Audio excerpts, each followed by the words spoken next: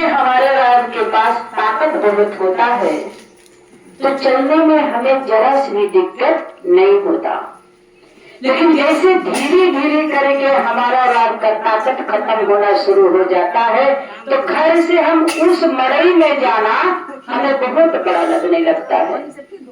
साहब श्री कहते थे कि जब तक शरीर में ताकत है तब तक तो हम आप अपने को कुछ नहीं समझते, लेकिन जब बुढ़ाई शुरू हो जाती है तो भक्ति के मार्ग पे हमारा रास्ता कदम निकलता है। तो मेरे भाई बहन, भगवानों भी तो देखते हैं कि कौन किस उम्र में भक्ति करना शुरू किया, कौन किस उम्र में। शिव को गुरु बनाने के लिए कोई उम्र नहीं दिया गया। आप शिव को गुरु बनाने के लिए छोटे से बच्चे का नाम का घोषणा करा दीजिए। आज देखिए गांव गांव गली गली गुरु बहने गुरु भाई स्कूलों में जाकर के छोटे छोटे बच्चों के नामों का घोषणा करा रहे हैं, क्योंकि ये धरती शिव में रवाना है।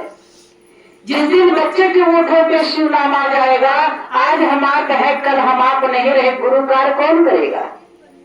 हमें आपको उस बच्चों को भी जगाना है, हम जागे हैं तो उनको भी जगाना है, बच्चों को भी समझाना कि शिव हमारे गुरु है। आप शिव के अपना गुरु बना दीजिए।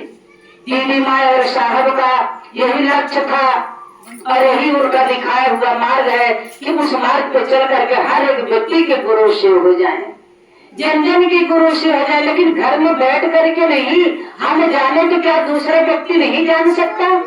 दूसरे को हक नहीं है शिव को गुरु बनाने का? उसको भी आप बताइए, उसको भी आप समझाइए कि हे दीदी शिव के अपना गुरु बना लीजिए ना। साहब ने ये जो बगिया लगाया किस लिए लगाया? किसकी खुशबू हर एक व्यक्ति तक पहुँचे, हर एक जीव तक पहुँचे, हर एक करकर के वासी तक पहुँचे कि जिनके अंदर शिव है उसी शिव को गुरु बना ले, जिनका दिया अनमोल खजाना हम लोगों ने सांस को पाया है। साहब श्री कहते थे कि 24 घंटे में हमारे राम की सांसें 21,600 बार चलती है। सांस का भी एक माला है जिसको गिनती करने की जरूरत नहीं है। आप नमः शिवाय करते रहिए, नमः शिवाय करते रहिए, दिन में 5 बार करिए, खंडों में करिए। नमः शिवाय से बल मिलता है, नमः शिवाय से ताकत मिलता है। आप एक बात जान लीजिए कि आपको कोई चीज साथ जाए या ना जाए, लेकिन नमः शिवाय जो हम आप यहाँ लौकिक जीवन में कर रहे हैं, यही जीवन का एक आधार बन गया है। ये अनमोल खजाना साहब ने जनमानस को बांट दिए, इसलिए नहीं बांटे कि आप उसका दुरुपयोग करिए। साहब ने कहा कि इसलिए आप शिव को अपना गुरु बनाइए, कुछ उपयोग ले आइए। उपयोग का मतलब ये नहीं है कि हम आप गठरी मान लें उसमें धन दौलत समेट करके। साहब ने कहा कि सबसे बड़ा गठरी यही है, जीवन का अनमोल खजाना शिव नाम सत्य है, शिव नाम सुखदाई है, ये जगत के गुरु है, ये जगत कल्याणकारी है, इनसे बड़ा कोई और गुरु नहीं है। यह गुरु की बातें की जा रही है। हम आप चाहे जैसे भी हो, चाहे जैसे भी सोच हो, चाहे जिस मकसद से यहाँ पर आए हैं, लेकिन यहाँ बातें आपको ये कहीं सुनने को मिलेगा कि शिव मेरे भी गुरु हो जाए। तो यही बात सबको समझाना है। जरूरी नहीं है कि हाथ में कंगन पहन लिए तो हम शिव शिष्य हो गए। चर्चा मैंने करी है, चर्चा आप दूसरों को बताइए, दूसरों से समझाइए। 3 ही सूत्र मिला है। पहला, अपने गुरु से दया मांगना है कि हे शिव आप मेरे गुरु हो जाए, मैं आपका शिष्य हो जाऊं, मुझ पर दया करिए गुरु महादेव। आपका मन महसूस करता, क्योंकि मन गुरु से दया मांग रहा है, मन समझ रहा है कि मेरे गुरु शिव है, मन समझ रहा है कि गुरु की दया से मेरे ऊपर दया हो रही है। तो दूसरा सूत्र अपनाइए, चर्चा। चर्चा मैंने करी है, चर्चा आप जन जन को करके बताइए, समझाइए, उनको बताइए। बातचीत है ये बातचीत, जैसे फोन पे हम लोग बात करते हैं और बहनी भैया ठीक है, हाँ बहनी भैया ठीक है, उसी में आप अपने गुरु की गप करिए। साहब ने कहा कि गुरु गप करिए, गुरु की बात करिए कि हे बहनी जब से शिव के हमने गुरु बनाया है तब से घर परिवार में सुख शांति है।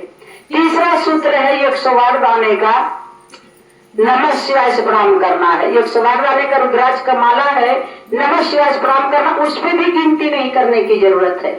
सांस परमात्मा गिन करके दिए हैं और ये जो रुद्राक्ष का माला है उसमें भी गिनती करके डाला गया 108 गाना, उसको भी गिनने की जरूरत नहीं है। मन आपका नमन कर रहा है, शरीर नहीं कर रहा है, केवल सम्मान का है। मन से शिव को गुरु बनाइए, मन से आप अपने गुरु के चरणों में मन को झुकाइए।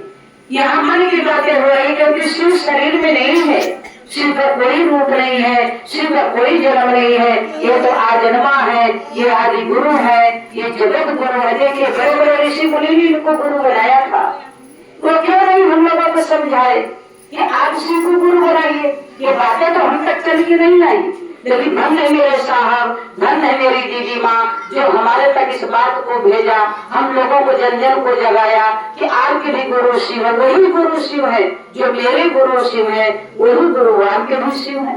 आप उनको अपना गुरु बनाइए और एक शिष्य बन करके अपने 3 सूत्र का पालन करिए जो साहब ने अनमोल खजाने के रूप में हम लोगों को लुटाए हैं। आज जन जन के लोगों के गुरु शिव हो रहे हैं, कोई ऐसा गांव देश प्रदेश नहीं है जहाँ मेरे गुरु शिव की बातें ना हो रही है। उसी प्रकार से आप भी अपने गुरु की बात करें। जरूरी नहीं हम चर्चा करें तभी बातें हो, ये जरूरी नहीं है।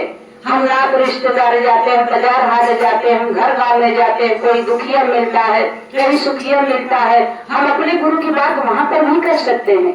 बहुत सारी गुरु बहनें कहती है शर्म लगता है, कैसे करें? अरे कौन सा शर्म? भगवान की बात करने में कौन सी शर्म? अपने गुरु की गुणगान करने में कौन सी शर्म? आप गुरु के लिए जी रही हैं, आप गुरु के लिए चल रही हैं, आप गुरु से दया मांग रही हैं, तो उसके लिए कोई शर्म नहीं है। लेकिन गुरु की बात करने के लिए हमें आपको शर्म लगती है। तो ये चीज हमारे आपके मन में ना आए, जन जन के गुरु शिव हो जाए, ये धरती शिव में रम जाए, पत्ते पत्ते पे शिव का नाम आ जाए, यही मेरे साहब और दीदी माँ का लक्ष्य था।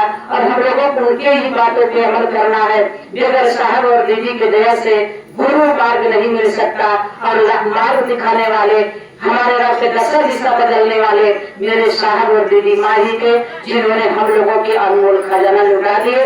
आज ये मन महसूस करता है कि नहीं सच में हमारे गुरु शिव है, तो आओ चलो शिव की ओर। शिव की बगिया बहुत सुंदर है, जहाँ मेरे भाई बहन अनेक प्रकार की खुशबू, अनेक प्रकार की सुगंध मिलती है। इस शिव की बगिया में बैठ करके कोई किसी की बुराई नहीं करता, मात्र अपने गुरु की बातचीत हम लोग करते हैं। और जन जन के गुरु शिव हो जाए, यही मैं अपने गुरु से दया की भीख मांगती हूँ। और आप लोग भी शिष्य बने, जन जन के शिष्य गुरु शिव हो जाए, बच्चे बच्चे भी गुरु शिव हो जाए। यही साहब जी से भी आशीर्वाद मांगते हो कि हे साहब जैसे आपने इस बगिया को सींचा है, ऐसे ही दया देना कि हमेशा इसमें फूल खिलते रहे।